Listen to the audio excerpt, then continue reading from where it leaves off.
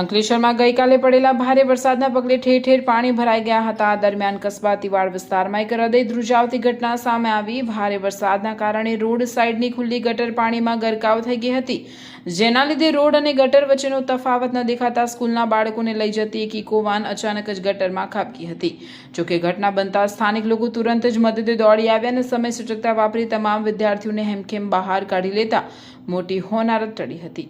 મળતી માહિતી મુજબ ગઈકાલે અંકલેશ્વરમાં ચાલુ વરસાદે સ્કૂલ વાન વિદ્યાર્થીઓને લઈને પસાર થઈ રહી હતી। કસ્બા તિવાડ પાસે રોડ પર પાણીનું સ્તર એટલું વધારે હતું કે રોડની સાઈડમાં આવેલી ખુલ્લી ગટર ચાલકને સ્પષ્ટ નજરે પડી ન હતી। અંદાજ ન આવવાના કારણે કારનું વ્હીલ સીધું ગટરમાં ઉતરી ગયું અને કાર એક તરફ નમી પડી। કાર ગટરમાં ખાબકતા જ તેમાં સવાર માસૂમ બાળકોમાં ચીસાચીસ થઈ ગઈ હતી।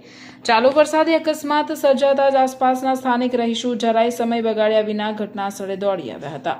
લોકોએ ભારે જહેમત બાદ તમામ બાળકોને સુરક્ષિત બહાર કાઢ્યા હતા અને ત્યારબાદ ઇકો કારને પણ બહાર કાઢવામાં આવી હતી।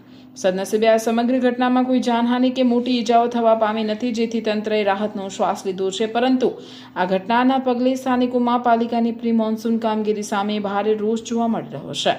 ચોમાસાની શરૂઆતમાં જો ખુલ્લી ગટરો જીવલેણ સાબિત થવા માંડી તો આગામી દિવસોમાં કોઈ મોટી દુર્ઘટના ઘટી શકે છે।